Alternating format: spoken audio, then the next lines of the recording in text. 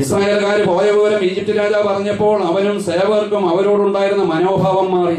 അവർ പറഞ്ഞു, നാം എന്താണ് ഈ ചെയ്തത്?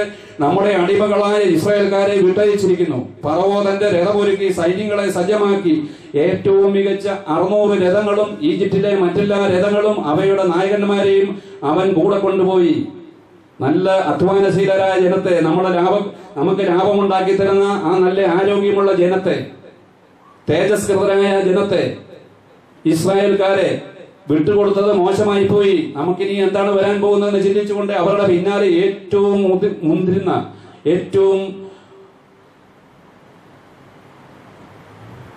ഏറ്റവും മികച്ച 600 രഥങ്ങളും ഈജിപ്തിലെ മറ്റെല്ലാ രഥങ്ങളും അവരുടെ നായകന്മാരെയും അവൻ കൂടെ കൊണ്ടുപോയി. ഈജിപ്തിലെ രാജാവായ ഫറവോയെ കർത്താവ് വീണ്ടും കഠിനചിത്തനാക്കി.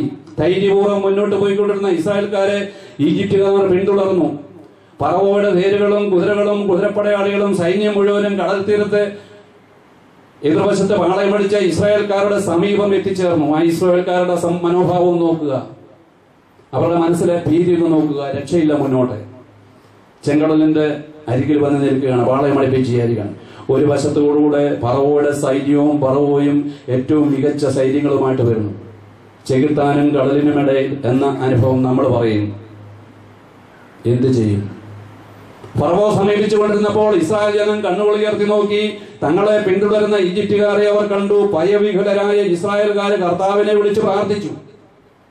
അവർ മോശയോട് ചോദിച്ചു, പ്രാർത്ഥിച്ചതിനോടൊപ്പം മോശയോട് ചോദിച്ചു, ഈജിപ്തിൽ ശവക്കുഴികൾ ഇല്ലാഞ്ഞിട്ടാണോ നീ ഞങ്ങളെ മരുഭൂമിയിൽ കിടന്ന് മരിക്കാൻ കൂട്ടിക്കൊണ്ടു വന്നിരിക്കുന്നത്? നീ എന്താണ് ഞങ്ങളോട് ചെയ്തിരിക്കുന്നത്? ഈജിപ്തിൽ നിന്ന് എന്തിനാണ് ഞങ്ങളെ പുറത്തു കൊണ്ടുവന്നത്? ഒരു പക്ഷേ പല പ്രതിസന്ധികളിലായിരിക്കും നമ്മളും ഇതുപോലൊക്കെ ചിന്തിക്കാം. നല്ല വിദ്യാഭ്യാസമുണ്ട്, നല്ല ജോലി ചെയ്തുകൊണ്ടിരുന്നതൊക്കെ നഷ്ടപ്പെട്ടു പോയി. ഒരു ഇടവേള കർത്താവ് തന്നിരിക്കുന്നു. നമ്മൾ ഇത്രയും മനസ്സിലാക്കിയാൽ മതി. ഒരു ഇടവേള കർത്താവ് തന്നിരിക്കുന്നു. ഒരു പ്രതിസന്ധിയിൽ നമ്മൾ വന്നിരിക്കുകയാണ്. ഇതുപോലെ ഒരു അനുഭവത്തില് ഭയപ്പെടാനില്ല. തിരുവചനം നമ്മളെ പഠിപ്പിക്കുകയാണ്. അവർ മോശയോട് ചോദിച്ചു, ഇസ്രായേൽക്കാർ ചോദിച്ചു, ഈജിപ്തിൽ ശവക്കുഴികൾ ഇല്ലാഞ്ഞിട്ടാണോ നീ ഞങ്ങളെ മരുഭൂമിയിൽ കിടന്ന് മരിക്കാൻ കൂട്ടിക്കൊണ്ടു വന്നിരിക്കുന്നത്? നീ എന്താണ് ഞങ്ങളോട് ചെയ്തിരിക്കുന്നത്? ഈജിപ്തിൽ നിന്ന് എന്തിനാണ് ഞങ്ങളെ പുറത്തു കൊണ്ടുവന്നത്? ഞങ്ങളെ തനിയെ വിട്ടേക്കൂ, ഞങ്ങൾ ഈജിപ്തുകാർക്ക് വേല ചെയ്ത് കഴിഞ്ഞുകൊള്ളാമെന്ന് ഈജിപ്തിൽ വെച്ച് ഞങ്ങൾ നിന്നോട് പറഞ്ഞതല്ലേ? ഈജിപ്തുകാർക്ക് അടിമവേല ചെയ്യുകയായിരുന്നു, മരുഭൂമിയിൽ കിടന്ന് മരിക്കുന്നതിനേക്കാൾ മെച്ചം. അങ്ങനെ ഒരു അവസ്ഥയിലേക്ക് വന്നിട്ടുണ്ടോ? അങ്ങനെ തോന്നിയിട്ടുണ്ടോ? ഉണ്ടെങ്കിൽ കർത്താവിന്റെ വചനം വീണ്ടും പറയാം. മോശ ജനത്തോട് പറഞ്ഞു, നിങ്ങൾ ഭയപ്പെടാതെ ഉറച്ചു നിൽക്കുവിൻ. Hallelujah, hallelujah. ഒന്നേറ്റ് പറയാം. മോശ അപ്പസ്തോല പ്രബോധനങ്ങളിൽ നമ്മളെ പഠിപ്പിക്കുന്നു, തിരുസഭയിൽ നമ്മളെ പഠിപ്പിക്കുന്നു, കർത്താവിന്റെ വചനം നമ്മളെ പഠിപ്പിക്കുന്നു. നമുക്ക് ഇതേറ്റ് പറയാം. നിങ്ങൾ ഭയപ്പെടാതെ ഉറച്ചു നിൽക്കുവിൻ. നിങ്ങൾക്ക് വേണ്ടി ഇന്ന് കർത്താവ് ചെയ്യാൻ പോകുന്ന രക്ഷാകൃത്യം നിങ്ങൾ കാണും. ഹല്ലേലൂയ. ഇന്ന് കണ്ട ഈജിപ്തുകാരെ ഇനിമേൽ നിങ്ങൾ കാണുകയില്ല. കർത്താവ് നിങ്ങൾക്ക് വേണ്ടി യുദ്ധം ചെയ്തുകൊള്ളും. നമ്മൾ എന്ത് ചെയ്യണമെന്ന് പറയാണ്? നിങ്ങൾ ശാന്തരായിരുന്നാൽ മതി. ഹല്ലേലൂയ. പ്രതിസന്ധികൾ കണ്ട് ഭയപ്പെടണ്ട, ഓളങ്ങൾ കണ്ട് ഭയപ്പെടേണ്ട ഒരു പാട്ട് തന്നെയുണ്ട്. മരണയോർദാൻ കടക്കുമ്പോൾ നിങ്ങൾ ഭയപ്പെടേണ്ട എന്ന് പഠിപ്പിക്കുന്നുണ്ട് പാട്ടിലൂടെ. തിരുവചനത്തിന്റെ അടിസ്ഥാനത്തിലുള്ള പാട്ടുകളാണ്. ഇന്ന് കണ്ട ഈജിപ്തുകാരെ നിങ്ങൾ ഇനിയും കാണത്തില്ല എന്ന് മോശ പറഞ്ഞത് മോശയ്ക്ക് വേണമെങ്കിൽ ഒളിച്ചു മാറാമായിരുന്നു പറയാതെ കണ്ട് ദൈവം മോശയെ കൊണ്ട് പറയിപ്പിച്ചു. ഇന്ന് കണ്ട ഈജിപ്തുകാർ, അതായത് ശത്രു സംഹാരം എന്ന് ഉദ്ദേശിക്കുന്നത് ഇവിടെ തെരഞ്ഞെടുക്കപ്പെട്ട ജനത്തിനെ പീഡിപ്പിച്ചുകൊണ്ടിരിക്കുന്ന തിന്മയുടെ ശക്തിയാണ്. ആ വ്യക്തികളെ ആയിരിക്കില്ല ഒരുപക്ഷെ. തിന്മയുടെ ശക്തി കയറിയിരിക്കുന്ന, പൈശാചികത്വം കയറിയിരിക്കുന്ന തിന്മയുടെ ശക്തിയെ കർത്താവ് നിർവീര്യമാക്കും, ഇല്ലാണ്ടാക്കും. തന്റെ തെരഞ്ഞെടുക്കപ്പെട്ടവർക്ക് വേണ്ടി കർത്താവ് പറഞ്ഞിരിക്കുന്ന വലിയ വാഗ്ദാനമാണ്. സഹോദരങ്ങളെ, അതുകൊണ്ട് ഭയപ്പെടരുത്. ഉറച്ച് വിശ്വാസത്തിൽ നിൽക്കുവാൻ മോശയിലൂടെ കർത്താവ് അരുളി ചെയ്തു നമ്മളോട്. നിങ്ങൾക്ക് വേണ്ടി ഇന്ന് കർത്താവ് ചെയ്യാൻ പോകുന്ന രക്ഷാകൃത്യം നിങ്ങൾ കാണും. ഇന്ന് കണ്ട ഈജിപ്തുകാരെ ഇനിമേൽ നിങ്ങൾ കാണുകയില്ല. കർത്താവ് നിങ്ങൾക്ക് വേണ്ടി യുദ്ധം ചെയ്തുകൊള്ളും. നിങ്ങൾ ശാന്തരായിരുന്നാൽ മതി. സങ്കീർത്തനം ഇപ്രകാരം പഠിപ്പിക്കുന്നുണ്ട്. ദാവീദ് ഇപ്രകാരം പറഞ്ഞു. സങ്കീർത്തനം 37:7 പഠിപ്പിക്കുകയാണ്. കർത്താവിന്റെ മുമ്പിൽ സ്വസ്ഥനായിരിക്കുക, ക്ഷേമാപൂർവ്വം ഇവിടുത്തെ കാത്തിരിക്കുക. നമ്മൾ കർത്താവിന്റെ സന്നിധിയിൽ വന്നിരിക്കുകയാണ്. ഇത് കർത്താവാണോ എന്നുള്ളതാണ് ഇനി സംശയം. ഈ തിരുവോസ്തിയിൽ എഴുന്നള്ളിയിരിക്കുന്നത് കർത്താവാണോ എന്ന് സംശയിച്ചാൽ നമുക്കൊന്നും ലഭിക്കാൻ പോകുന്നില്ല. ഈ ഈശോയാണ് ഞാൻ തന്നെ എന്ന് മോശയോട് മുൾപ്പടർപ്പിൽ നിന്ന് സംസാരിച്ചത് യോഹന്നാൻ ശ്ലീഹ എഴുതിയ സുവിശേഷം 8-ാം അധ്യായത്തിൽ നമ്മൾ കണ്ടു കഴിഞ്ഞു. മേഘസ്തംഭത്തിലും അഗ്നിസ്തംഭത്തിലും ഇസ്രായേൽ ജനത്തിന് കാവൽ നിന്ന് അവരെ നയിച്ചുകൊണ്ടിരുന്ന അതിനകത്ത് സംഭവിച്ചിരുന്ന അതിനകത്തുണ്ടായിരുന്നത് കർത്താവാണെന്ന് നമ്മൾ കണ്ടു കഴിഞ്ഞു. പുറപ്പാടിന്റെ 13:21 വചനം, അവർക്ക് രാവും പകലും യാത്ര ചെയ്യാനാവും വിധം പകൽ വഴികാട്ടാൻ ഒരു മേഘസ്തംഭത്തിലും രാത്രിയിൽ പ്രകാശം നൽകാൻ ഒരു അഗ്നിസ്തംഭത്തിലും കർത്താവ് അവർക്ക് മുൻപേ പോയിരുന്നു. കർത്താവാണ് അതിൽ സഞ്ചരിച്ചിരുന്നത്. ഇത്രയും സംഭവം ഉണ്ടായപ്പോൾ കർത്താവ് മോശ ഇത്രയും തന്റെ ജനത്തോട് വിളിച്ചു പറഞ്ഞെങ്കിലും മോശ കർത്താവിന്റെ മുന്നിൽ കരയുകയാണ്. കർത്താവ് മോശയോട് പറഞ്ഞു, നീ എന്തിന് വിളിച്ചു കരയുന്നു? മുൻപോട്ട് പോകാൻ ഇസ്രായേൽക്കാരോട് പറയുക, നിന്റെ വടി കയ്യിലെടുത്ത് കടലിന് മീതെ നീട്ടി അതിനെ വിഭജിക്കുക. ഇസ്രായേൽക്കാർ കടലിന് നടുവേ വരണ്ട നിലത്തിലൂടെ കടന്നു പോകട്ടെ. ഞാൻ ഈജിപ്തുകാരെ കഠിനചിത്തരാക്കും, അവർ നിങ്ങളെ പിന്തുടരും. ഞാൻ ഫറവോയുടെയും അവന്റെ സൈന്യങ്ങളുടെയും തേരുകളുടെയും കുതിരപ്പടയാളികളുടെ മേൽ മഹത്വം നേടും. ഈജിപ്തുകാരെ കൊണ്ടുവന്നിരിക്കുകയാണ്. ഈ പ്രതിസന്ധിയിലെ മോശയോട് പറയണം, നീ നിന്റെ വടി നീട്ടുക. കർത്താവ് ഏൽപ്പിച്ചൊരു വടിയുണ്ട്. ആ വടി അധികാരത്തിന്റെ, അതായത് സഭയ്ക്ക് കൊടുത്ത വിശുദ്ധ കുരിശാണ്. കർത്താവ് തിന്മയുടെ ശക്തിയെ വിഭജിച്ച് മാറ്റി തന്റെ തന്നെ എല്ലാവരെയും രക്ഷിക്കുവാൻ വേണ്ടി ഇവിടെ വിശുദ്ധ കുരിശാൻ ലോകത്തെ വീണ്ടെടുത്ത കർത്താവിന്റെ ആ കുരിശാണ് മോശ തന്റെ അധികാരം ഉപയോഗിച്ച് നീട്ടിയപ്പോൾ അതിൽ ഇരുവശത്തേക്ക് മാറുകയാണ്. നമ്മൾ വായിക്കുക, ഇസ്രായേൽ ജനത്തിന്റെ മുൻപേ പോയിക്കൊണ്ടിരുന്ന ദേവദൂതൻ അവിടെ നിന്ന് മാറി. ഇസ്രായേൽക്കാരുടെ മുമ്പേ പോയ ദേവദൂതൻ, മേഘത്തിലും അഗ്നിസ്തംഭത്തിലും പോയ ദൂതൻ അവിടെ നിന്ന് മാറി അവരുടെ പിൻപേ പോകാൻ തുടങ്ങി. ഇസ്രായേൽ ജനത്തിന്റെ പിറകെ പോയി. കാരണം പുറകെ വരുന്നുണ്ട് ഈജിപ്ത് സൈന്യം. അവരുടെ രണ്ടിന്റെയും മധ്യത്തിലായിട്ട് വന്നു നിന്നു. കാരണം പുറകെ നിന്ന് ഇവരെ ആക്രമിക്കുവാൻ പാടില്ല. അതിന് കർത്താവ് മുമ്പേ പോയിക്കൊണ്ടിരിക്കുന്ന ദേവദൂതൻ അവിടെ നിന്ന് മാറി അവരുടെ പിൻപേ പോകാൻ തുടങ്ങി. മേഘസ്തംഭവും മുൻപിൽ നിന്ന് മാറി പിൻപിൽ വന്നു നിന്നു. മുൻപേ പോകാൻ മോശയുണ്ട് നയിക്കുവാൻ, സഭാപിതാക്കന്മാരുണ്ട് നയിക്കുവാൻ. പിന്നിൽ കർത്താവിന്റെ ദൂതൻ വന്നു നിന്നു. അവർ ഈജിപ്തുകാരുടെയും ഇസ്രായേൽക്കാരുടെയും പാളയങ്ങൾക്ക് ഇടയിൽ വന്നു നിന്നു. മേഘം ഇരുട്ട് നിറഞ്ഞതായിരുന്നു. അതിനാൽ ഒരു കൂട്ടർക്ക് മറ്റവരെ സമീപിക്കാനാവാതെ രാത്രി കഴിഞ്ഞു. കർത്താവ് തന്റെ തെരഞ്ഞെടുക്കപ്പെട്ട ജനത്തെ സംരക്ഷിക്കുകയാണ്. ഒരു ഇരുട്ടിനിടയിൽ ഒരു ഇരുട്ട്, തമ്മിൽ കണ്ടെത്താൻ മേലാത്തവണ്ണം കർത്താവ് ഒരു ഇരുട്ട് വ്യാപിപ്പിച്ചു. ഈ ഇരുട്ട് കാണും. നമ്മൾ തിരിഞ്ഞു നോക്കിയാൽ നമ്മൾ ഈ ഇരുട്ട് കാണും. വീണ്ടും ഈ പ്രതിസന്ധി തന്നെ നമ്മൾ കാണും. എന്നാൽ കർത്താവിന്റെ പദ്ധതി നമുക്ക് മനസ്സിലാക്കാത്തതുകൊണ്ട് നമ്മൾ വെപ്രാളപ്പെടും. കർത്താവ് രാത്രി മുഴുവൻ മോശ കടലിന് മീതെ കൈനീട്ടി കർത്താവ് പറഞ്ഞതുപോലെ കർത്താവ് രാത്രി മുഴുവൻ ശക്തമായ ഒരു കിഴക്കൻ കാറ്റയച്ച് കടലിനെ പുറകോട്ട് മാറ്റി കടൽ വരണ്ട ഭൂമിയാക്കി. വെള്ളം വിഭജിക്കപ്പെട്ടു. ഇസ്രായേൽക്കാർ കടലിന് നടുവേ ഉണങ്ങിയ മണ്ണിലൂടെ നടന്നു. ഉണങ്ങിയ മണ്ണിലൂടെ കടന്നു പോകുന്ന പോലെ ചെങ്കടൽ കർത്താവ് കടത്തി. ചരിത്രമാണിത്, കെട്ടുകഥയല്ല ഇത്. കടത്തി. അവരുടെ വലതും ഇടതും വെള്ളം മതിൽ പോലെ നിന്നു. ഈജിപ്തുകാർ ഫറവോയുടെ കുതിരകളും കുതിരപ്പടയാളികളും തേരുകളും എല്ലാം അവരെ പിന്തുടർന്ന് കടലിന്റെ നടുവിലേക്ക് നീങ്ങി. രാത്രിയുടെ അന്ത്യയാമത്തിൽ കർത്താവ് അഗ്നിയുടെയും മേഘത്തിന്റെയും സമ്പത്തിൽ നിന്ന് ഈജിപ്തുകാരുടെ സൈന്യത്തെ നോക്കി അവരെ പരിഭ്രാന്തരാക്കി. അവിടുന്ന് രഥചക്രങ്ങൾ തടസ്സപ്പെടുത്തി. അവർക്ക് മാർഗതടസ്സങ്ങൾ ഉണ്ടാക്കി. തന്മൂലം ഗതി ദുഷ്കരമായി. അപ്പോൾ ഈജിപ്തുകാർ പറഞ്ഞു, ഇസ്രായേൽക്കാരിൽ നിന്ന് നമുക്ക് ഓടി രക്ഷപ്പെടാൻ കർത്താവ് അവർക്ക് വേണ്ടി ഈജിപ്തിനെതിരെ യുദ്ധം ചെയ്യുന്നു. തന്റെ തെരഞ്ഞെടുക്കപ്പെട്ടവരെ സംരക്ഷിക്കുവാൻ കർത്താവുണ്ട്. തന്റെ വിളിക്കപ്പെട്ട് തെരഞ്ഞെടുക്കപ്പെട്ടവരെ സംരക്ഷിക്കുവാൻ കർത്താവുണ്ട് ഇവിടെ. അപ്പോൾ കർത്താവ് മോശയോട് പറഞ്ഞു, നിന്റെ കരം കടലിന് മീതെ നീട്ടുക. വെള്ളം മടങ്ങി വന്ന് ഈജിപ്തുകാരെയും അവരുടെ തേരുകളെയും കുതിരപ്പടയാളികളെയും മൂടട്ടെ. മോശ കടലിന് മീതെ കൈനീട്ടി. പ്രഭാതമായപ്പോഴേക്ക് കടൽ പൂർവ്വസ്ഥിതിയിലായി. ഈജിപ്തുകാരെ പിന്തിരിയോടിയത് അതിന് മധ്യത്തിലേക്കാണ്. അവരിൽ ആരും അവശേഷിച്ചില്ല. എന്നാൽ ഇസ്രായേൽക്കാർ കടലിന് നടുവേ വരണ്ട ഭൂമിയിലൂടെ നടന്നുപോയി. അവരുടെ വലത്തും ഇടത്തും വെള്ളം അതിൽ പോലെ നിലകൊണ്ടു. അങ്ങനെ ആ ദിവസം കർത്താവ് ഇസ്രായേൽക്കാരെ ഈജിപ്തുകാരിൽ നിന്നും രക്ഷിച്ചു. ഹല്ലേലൂയ. തിന്മയിൽ നിന്ന്, പിശാചിന്റെ കരാള ഹസ്തത്തിൽ നിന്ന് ദൈവമക്കളെ മോചിപ്പിക്കുവാൻ കർത്താവ് പഠിപ്പിക്കുന്നത് പോലെ അതുപോലെ ചെയ്താൽ കർത്താവ് മുമ്പേയും പോവും പിമ്പേയും വരും. പരിശുദ്ധ കുർബാനയിൽ നമ്മളെ അവസാനം ആശീർവദിക്കുന്നില്ല. നമ്മളെ സംരക്ഷിക്കുവാൻ കർത്താവ് മുകളിലും നമ്മുടെ മുമ്പിലും നമ്മുടെ പിമ്പിലും നിൽക്കട്ടെ എന്ന് നമ്മൾ അഭിഷേകം പ്രാർത്ഥിക്കാറില്ലേ? പരിശുദ്ധ ബലിയുടെ അവസാനം ആശീർവദിച്ചല്ലേ നമ്മളെ വിടാറ്. ഈ കർത്താവ് നമ്മുടെ മുമ്പിലുണ്ട്. ഈ കർത്താവ് നമ്മുടെ പിമ്പിലുണ്ട്, നമ്മുടെ മുകളിലുണ്ട്. നമ്മളെ സംരക്ഷിക്കുവാൻ, തന്റെ തെരഞ്ഞെടുക്കപ്പെട്ടവരെ സംരക്ഷിക്കുവാൻ. Hallelujah, hallelujah. യേശുവേ നന്ദി, യേശുവേ ആരാധന. മോശ ദൈവജനത്തോട്, ഇസ്രായേൽ ജനത്തോട് പറഞ്ഞതുപോലെ നിങ്ങൾ ശാന്തരായിരുന്നാൽ മതി, ഏശയ്യായുടെ പ്രവചനം 30-ാം അധ്യായത്തിന്റെ 15-ാം വചനം പ്രകാരം പഠിക്കുന്നു. അതിനാൽ ഇസ്രായേലിന്റെ പരിശുദ്ധനായ ദൈവമായ കർത്താവ് അരുളി ചെയ്യുന്നു, തിരിച്ചു വന്ന് സ്വസ്ഥമായിരുന്നാൽ നിങ്ങൾ രക്ഷ പ്രാപിക്കും. തിരിച്ചു വന്ന് സ്വസ്ഥമായിട്ടിരിക്കുക. ഈജിപ്തിന്റെ വാസത്തിൽ നിന്ന്, അസന്മാർഗികതയിൽ നിന്ന്, തിന്നു കുടിച്ച് അവിടെ കടന്നുകൊള്ളാമായിരുന്നു, അവിടെ കടന്ന് മരിച്ചുകൊള്ളാമായിരുന്നു എന്ന് പറഞ്ഞ ഇസ്രായേൽ ജനം തന്നെ ആരാധിക്കാൻ വേണ്ടി കൂട്ടിക്കൊണ്ടുവന്നിരിക്കുന്ന കർത്താവ് ഒരു വശത്ത് അവരോട് പറയുകയാണ്, ദൈവമായ കർത്താവ് പറയുകയാണ്, നിങ്ങൾ തിരിച്ചു വന്ന് സ്വസ്ഥമായിട്ടിരുന്നാലേ നിങ്ങൾ രക്ഷപ്പെടും.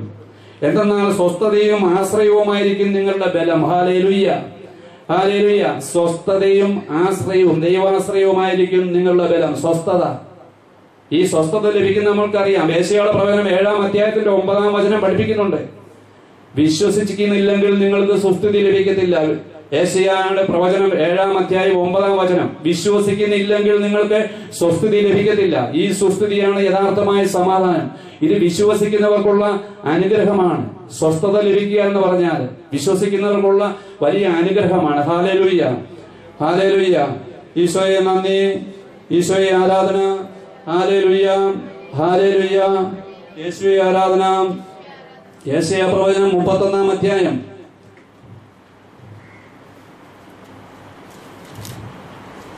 യേശയ്യാ പ്രവചനം 31-ാം അധ്യായത്തിൽ വീണ്ടും പറയുകയാണ്, കർത്താവിനോട് ആലോചന ചോദിക്കുകയോ ഇസ്രായേലിന്റെ പരിശുദ്ധനിലേക്ക് ദൃഷ്ടി ഉയർത്തുകയോ ചെയ്യാതെ, കർത്താവിനെ ആശ്രയിക്കാതെ, അത്യുന്നതയിലേക്ക് ദൃഷ്ടി ഉയർത്തുകയോ ചെയ്യാതെ സഹായം തേടി ഈജിപ്തിലേക്ക് പോവുകയും സത്യദൈവത്തിൽ നിന്ന് അകന്ന് എളുപ്പവഴി നോക്കി പോകാൻ.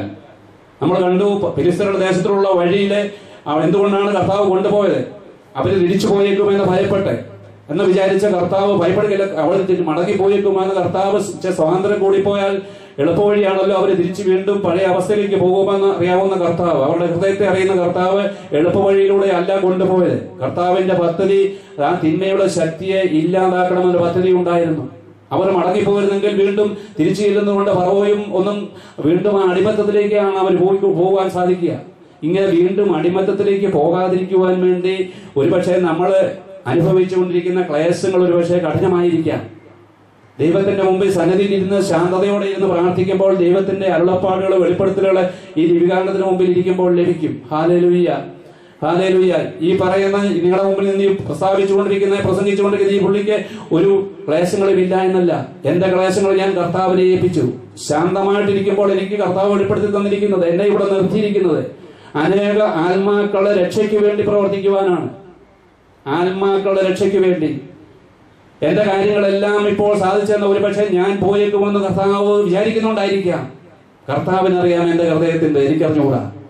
എന്റെ ഹൃദയ രഹസ്യങ്ങൾ അറിയാവുന്ന കർത്താവിന് പ്രവർത്തിക്കുവാൻ വേണ്ടി, നാവുകളായി മാറുവാൻ വേണ്ടി നമ്മളെ ഓരോരുത്തരെയും കർത്താവ് ആഗ്രഹിക്കുന്നുണ്ട്.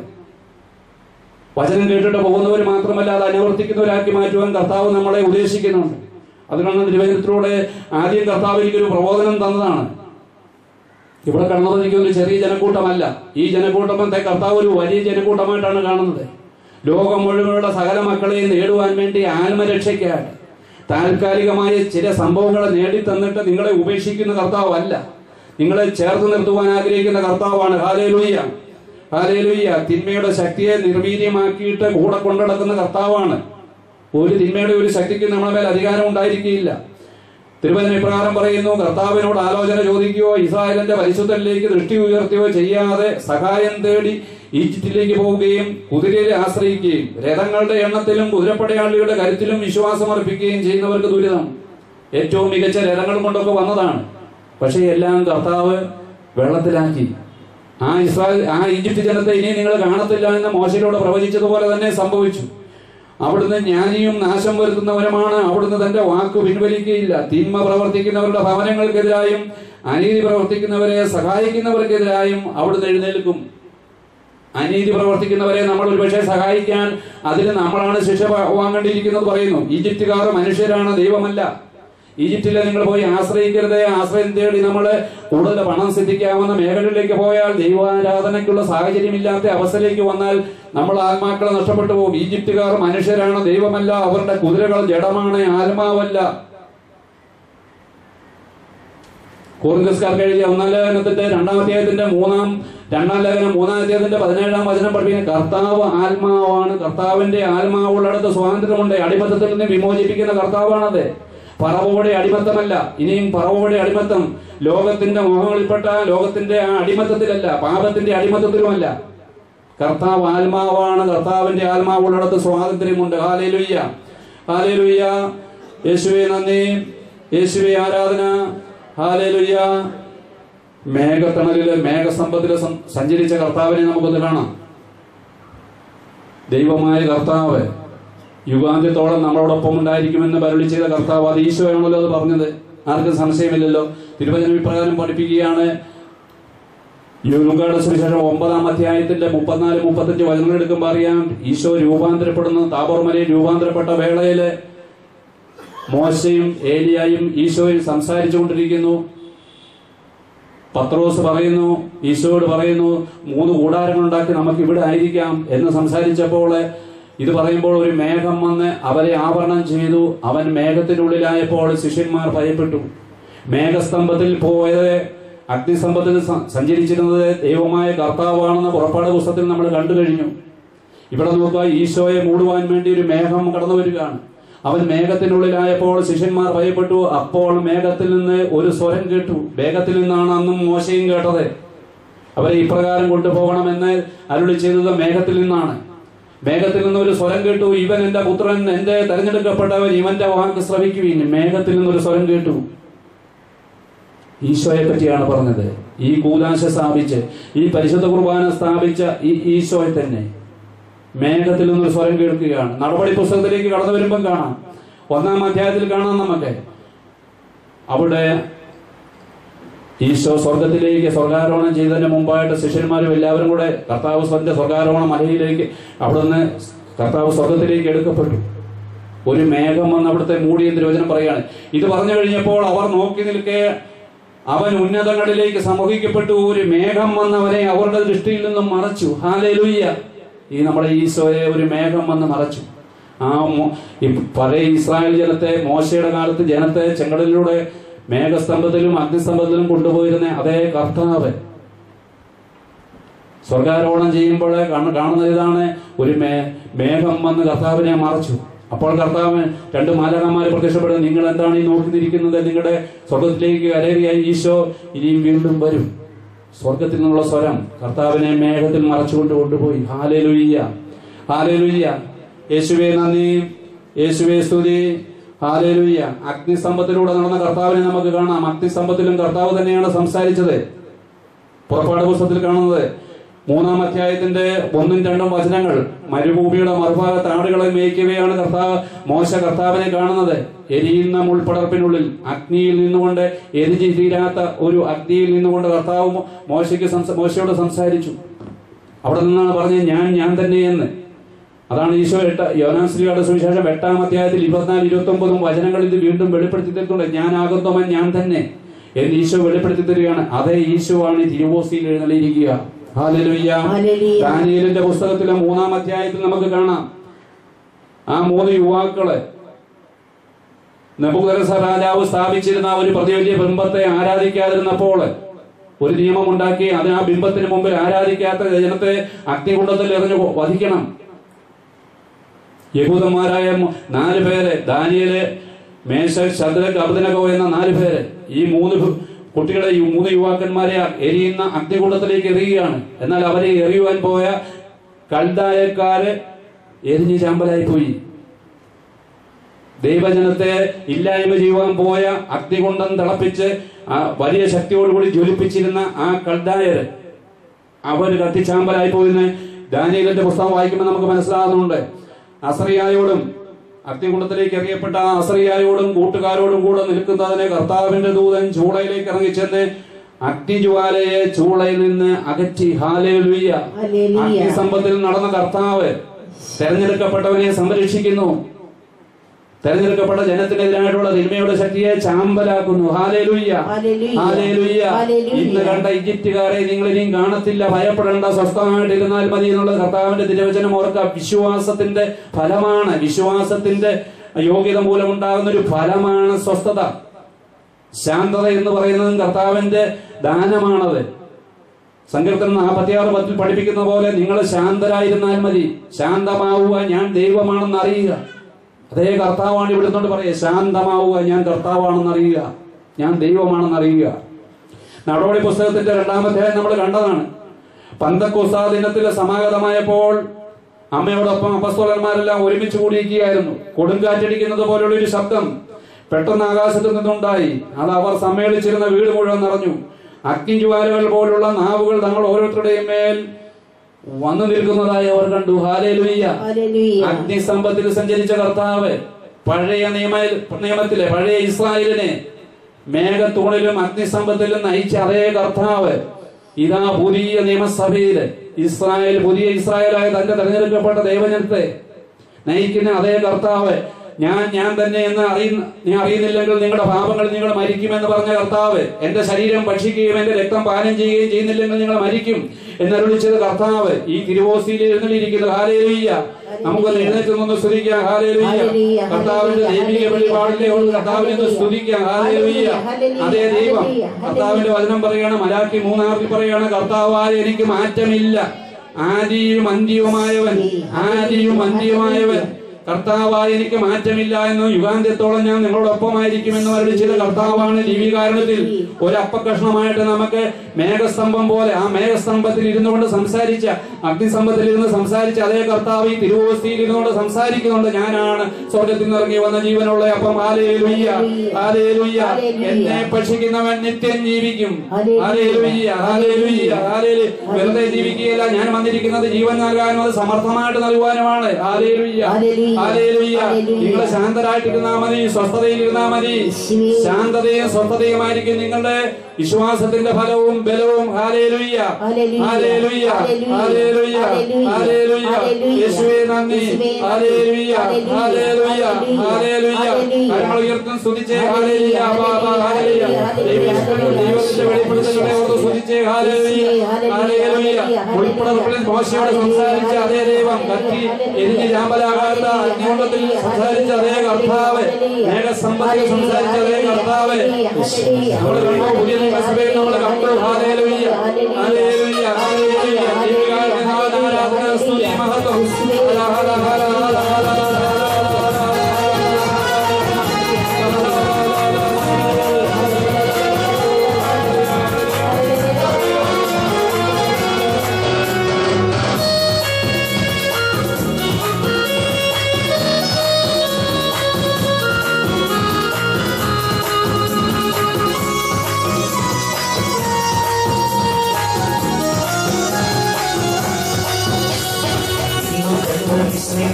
കാണുകയില്ല, ഇന്നോ അന്ന കഷ്ടവിനി വരികയില്ല.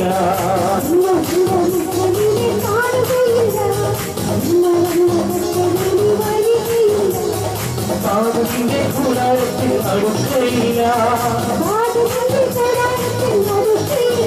എന്റെ കാലുകളിലറിയില്ല, എന്റെ കാലുകളിലറിയില്ല, എന്റെ കാലുകളിലറിയില്ല, എന്റെ കാലുകളിലറിയില്ല. ഇന്നു കണ്ട വിശ്രമിയിൽ കാണുകയില്ല, ഇന്നു കണ്ട കഷ്ടവിനി വരികയില്ല.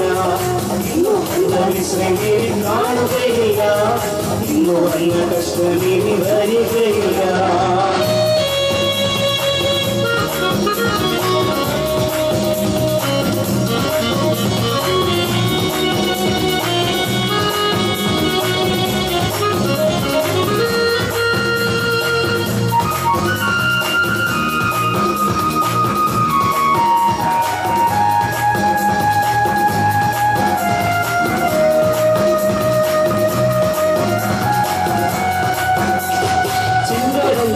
ഈ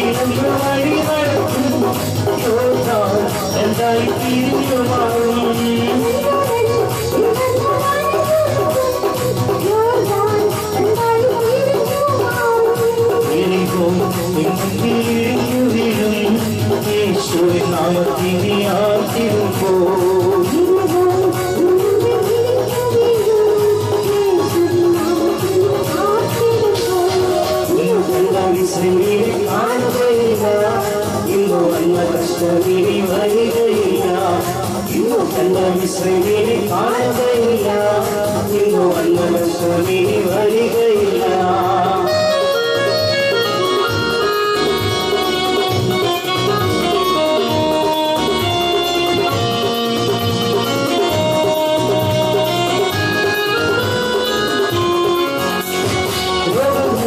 നിന്നെ ക്ഷീണിപ്പിക്കയില്ല, ശാപങ്ങൾ നിന്നെ തളർത്തുകയില്ല.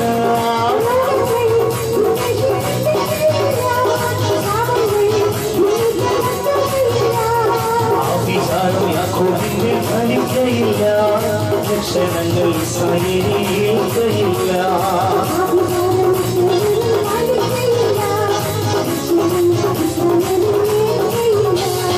ഇന്നു കണ്ട ഇസ്രായേലിനെ കാണുകയില്ല, ഇന്നു വന്ന കഷ്ടമേ വരികയില്ല. ഇന്നു കണ്ട ഇസ്രായേലിനെ കാണുകയില്ല, ഇന്നു വന്ന കഷ്ടമേ വരികയില്ല.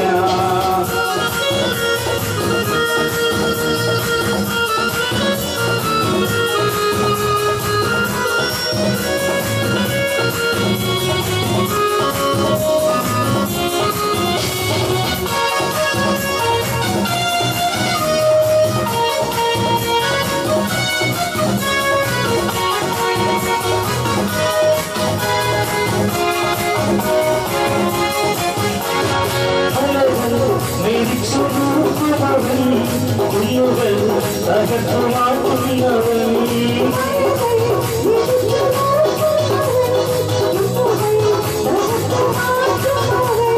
സൈന്യത്തിൻ നായകന്റെ കൂടെയുള്ളപ്പോൾ മനുഷ്യശക്തി നിന്നെ തൊടുകയില്ല.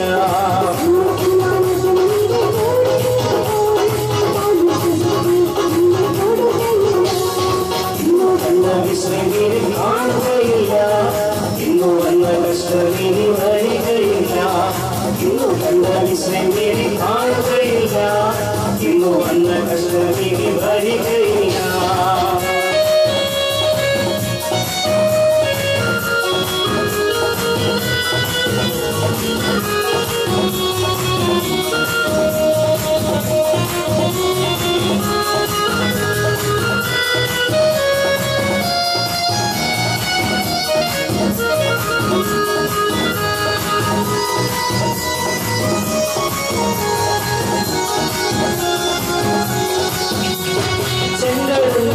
ഇളന്നു വഴി നടക്കും യോധ ചെറുതായി തിരിഞ്ഞു മാറും.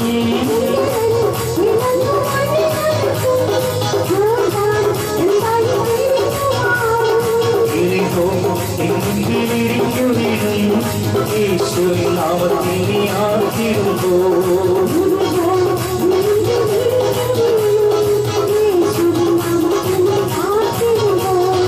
ഇന്നു കണ്ട ഇസ്രായേലിനെ കാണുകയില്ല, ഇന്നു വന്ന കഷ്ടമേ വരികയില്ല. ഇന്നു കണ്ട ഇസ്രായേലിനെ കാണുകയില്ല, ഇന്നു വന്ന കഷ്ടമേ വരികയില്ല. പാദത്തിന്റെ കൂടാരത്തിൽ അടുക്കയില്ല, പാദത്തിന്റെ കൂടാരത്തിൽ അടുക്കയില്ല. നിന്റെ കാലുകളിൽ